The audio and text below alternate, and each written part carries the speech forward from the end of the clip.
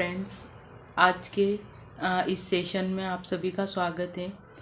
Current affairs linkage with UPSC syllabus के आज के इस सेशन में हम 29 अगस्त के इम्पोर्टेंट करंट इवेंट्स को हमारे यूपीएससी सिलेबस के साथ में लिंक करने की कोशिश करेंगे।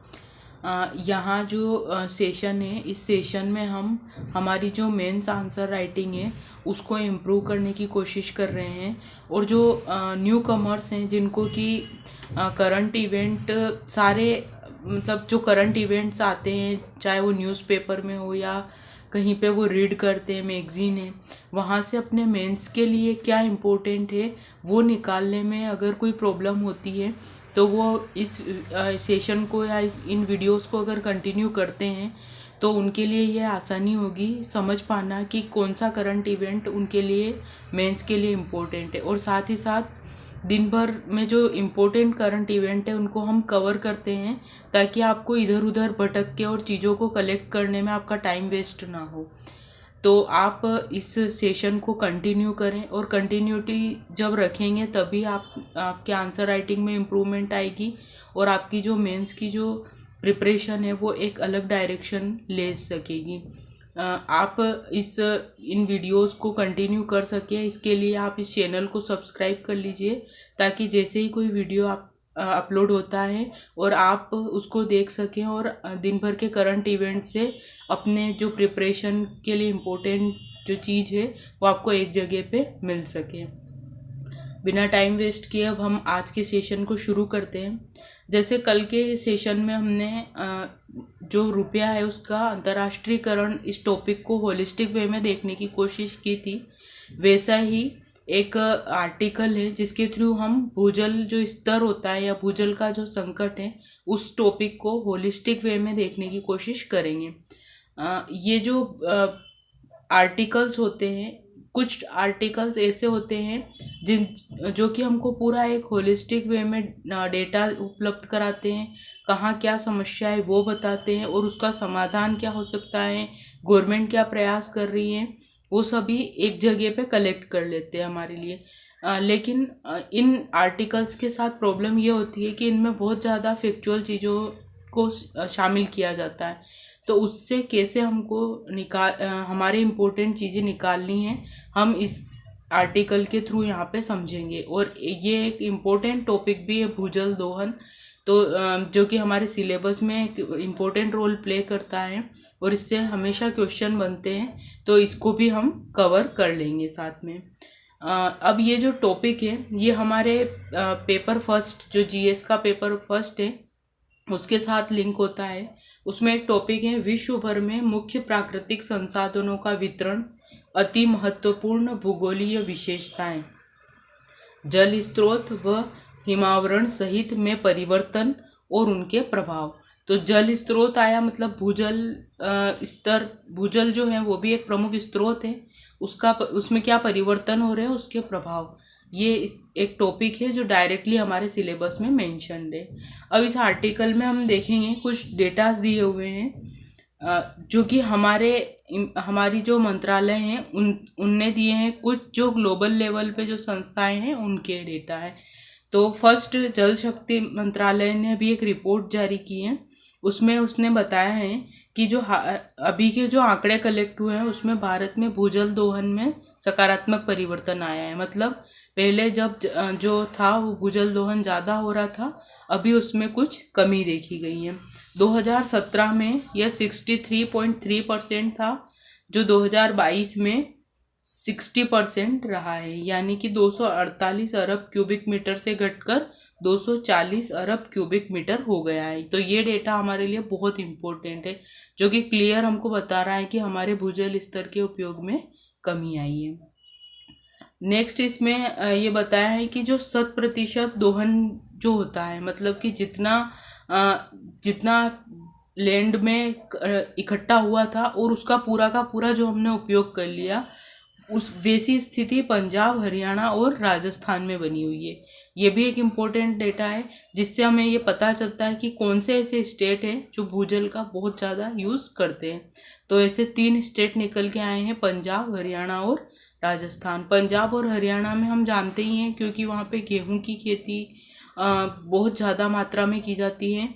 और अभी कुछ सिनारियो ऐसा हुआ कि गन्ने की खेती वगैरह भी हो रही है और वहाँ पे पानी की कमी ऑलरेडी रहती है, तो वो जब बहुत ज़्यादा सिंचाई की मदद से इन चीज़ों को ग्रो करने की कोशिश करते हैं, जिससे कि वहाँ पे ये सिचुएशन बन रही है।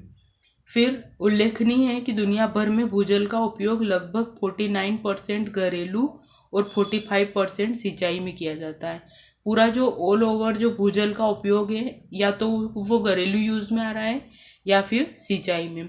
भारत के केंद्रीय भूजल बोर्ड के अनुसार भूजल भारत में पीने के पानी का प्राथमिक स्रोत है।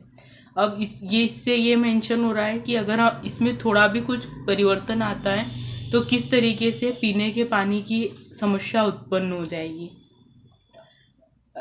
जिसकी भागीदारी उपयोग में लाए गए कुल पानी का 70% है। मतलब हम जो पानी पीते हैं उसमें से 70% जो पानी होता है वो भूजल से आता है हमारे पास में।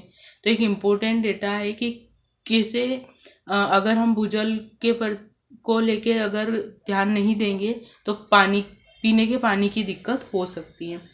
फिर आगे इसमें दिया हुआ है कि भूजल भारत के ग्रामीण पेयजल का कितना है 80% और शहरी का 50%, और सिंचाई में 2/3 ज़रूरतों को पूरा करता है। भूजल का अलग अलग बताया हुआ है कि ग्रामीण इलाके में 80% तक रोल प्ले करता है, शहरों में 50%, और सिंचाई जो है वो 2/3 ज़रूरतों को पूरा करता है।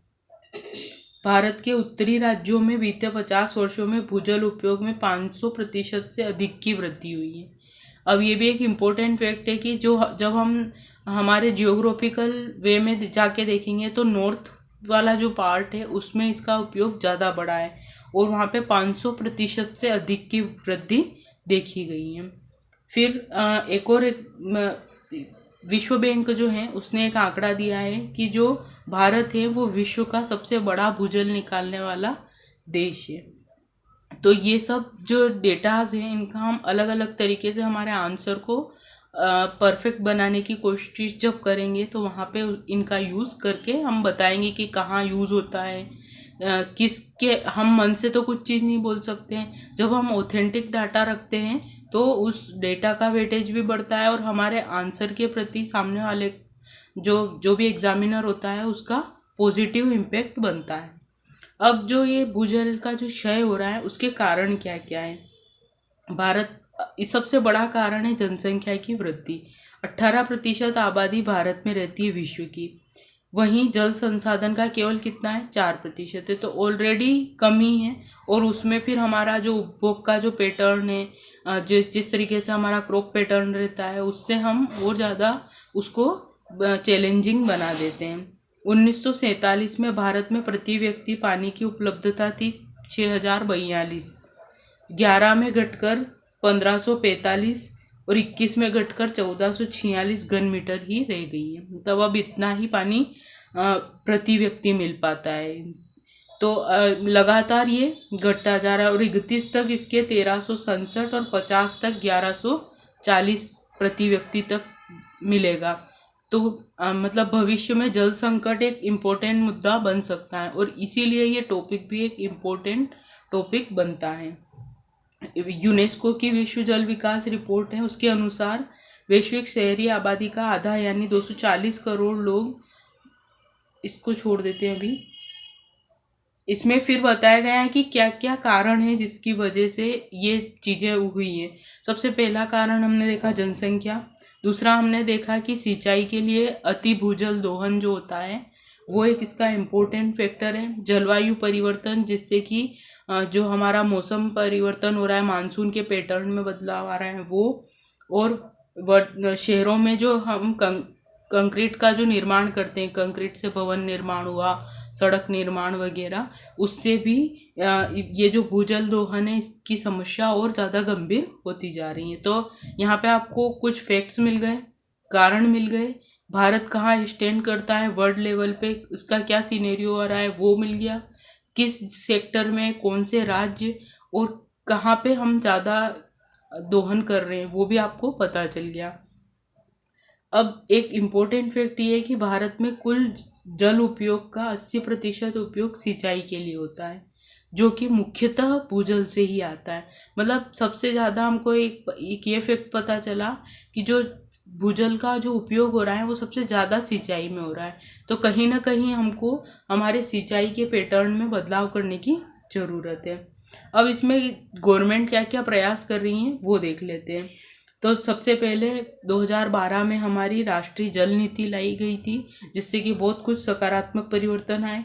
फिर प्रधानमंत्री ने सरपंचों से जल संरक्षण एवं संचयन का आह्वान किया था, उससे भी बदलाव आए। फिर 2019 में हमने जल शक्ति अभियान चलाया। फिर उसके बाद हमने केंद्रीय भूजल प्राधिकरण का गठन किया, जिससे कि देश में भूजल स्थिति सुधार के लिए लगभग 1.5 करोड़ वर्षा जल संचयन एवं कृत्रिम पुनर्भरण संरचनाओं के निर्माण की परिकल्पना की गई। ये सब जो हमारे केंद्रीय प्रयास थे या हमारे जो गवर्नमेंट के प्रयास थे वो थे। अब हमको क्या करना चाहिए? तो सबसे पहले तो कुछ शोध कार्य करने चाहिए, ताकि हम हमारी चीज़ों को अलग तरीके से, जैसे भूजल है उसको किस तरीके से हम रिचार्ज फास्टली कर सकते हैं। ऐसे ही हमारी अभी हमने देखा सिंचाई में दिक्कत आ रही है, तो सिंचाई में क्या ऐसी टेक्निक यूज़ कर सकते हैं। ऐसे ही पीने के पानी में किस तरीके से हम रिसाइकलिंग का यूज़ कर सकते हैं। तो शोध सबसे पहला सुझाव हमारा है कि शोध पे हमको ध्यान देना चाहिए। दूसरा, शहरी क्षेत्रों में वाटर हार्वेस्टिंग पिट एवं ग्रीन कॉरिडोर पर जोर देना चाहिए। नेक्स्ट, गैर कानूनी जो बोरवेल है उन पे अंकुश लगाना चाहिए। और व्यक्तिगत स्तर पर लोगों को भूजल उपयोग के लिए या भूजल संरक्षण के लिए जागरूक करना चाहिए। ये कुछ पॉइंट्स थे जो हम सुझाव के तौर पे लिख सकते हैं। अब इस आर्टिकल से हमने ये समझा है, यहाँ पे हमको कुछ फैक्ट्स मिले। सेकेंड, हमको ये पता चला कि ये क्यों होता है, दोहन का कारण क्या है। तो हमने देखा था जनसंख्या, शहरों में कंक्रीट, सिंचाई का जो हमारा पैटर्न है वो, और कुछ 1-2 पॉइंट्स। तो आप इसका एक अलग नोट बना लें। फिर नेक्स्ट में हमने देखा था कि गवर्नमेंट क्या काम कर रही है, उसमें हमने 4-5 पॉइंट देखे। आप उसका एक अलग से नोट बना लो, अलग एक जगह पे कॉलम बना के। फिर हमने देखा कि हमको क्या हम सुझाव दे सकते हैं, तो उसमें हमने 4-5 पॉइंट देखे। और कभी भी क्वेश्चन फ्रेम होता है तो इन्हीं चीज़ों के इर्द गिर्द होता है कि हम कहाँ हैं विश्व में, चैलेंज क्या हैं, क्या प्रयास हो रहे हैं और क्या सुझाव हैं। तो ये एक आपका आंसर कंप्लीट होता है इस तरीके से। अब हम नेक्स्ट न्यूज़ पे टर्न करते हैं, वो है ब्रिक्स। हमने पहले भी ब्रिक्स के बारे में बात की थी, और ब्रिक्स में भारत को लेके भी अलग अलग तरह से चर्चा की थी। अब यहाँ पे हम ये देखेंगे कि ब्रिक्स जो हैं उसमें उसके जो अभी विस्तार से भारत को क्या क्या फ़ायदा हो सकता है। तो एक तो ग्लोबल साउथ जो है उसकी आवाज़ बन सकता है भारत, फर्स्ट तो ये हो गया। दूसरा ये है कि इससे एक संतुलित दृष्टिकोण जो बनेगा विश्व पटल पे वो बनेगा, यानी कि शक्ति संतुलन जो है वो एक इम्पोर्टेंट रोल प्ले करेगा। फिर ब्रिक्स का जो मंच है वो भारत को विकास और अन्य देशों से जुड़ाव के लिए मार्ग प्रशस्त करेगा। मतलब इसका डेवलपमेंट होगा भारत का, क्योंकि विस्तार जब होता है तो अलग अलग कंट्री जुड़ गई हैं, उससे अलग अलग व्यापार और सबके जो रूट्स होते हैं वो ओपन हो जाते हैं। फिर देशों से जुड़ाव होगा तो कहीं ना कहीं हित आपस में मैच करेंगे और वो उसको एक नई डायरेक्शन देंगे।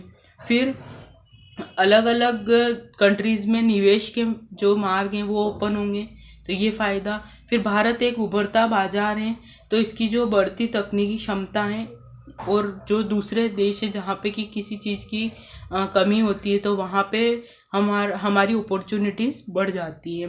फिर जनसांख्यिकी हमारा जो लाभांश की स्थिति में है वहाँ पे हम वैश्विक स्तर पे हमारी अपॉर्चुनिटीज़ को तलाश सकते हैं।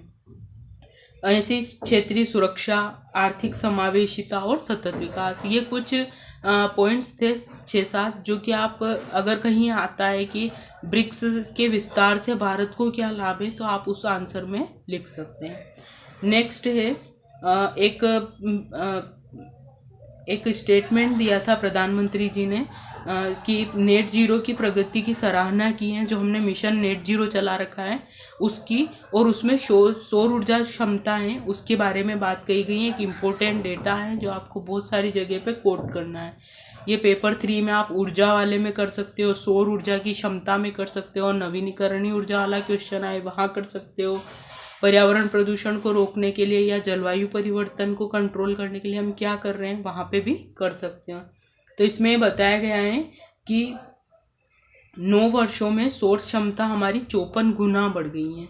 ये एक इम्पोर्टेंट डेटा है जिसको आपको अलग जगह पे लिख लेना है। 2014 में हमने शुरू किया था इस मिशन को, तब हमारी सौर क्षमता थी 3.68 मेगावाट, जो कि 14 से 23 के दौरान 200 तक हो गई है। 200 मेगावाट की सौर ऊर्जा क्षमता अभी हमने अचीव कर ली है, तो यानी कि 54 गुना बढ़ी। दूसरा डेटा आप याद रख सको या नहीं, लेकिन ये याद रख लेना कि 9 वर्षों में हमारी जो सौर क्षमता है वो 54% बढ़ गई हैं।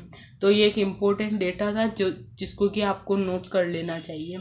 आई होप कि आपको ये सेशन यूज़फुल लगा होगा और आपकी जो प्रिपरेशन है उसको एक नई डायरेक्शन में ले जाएगा।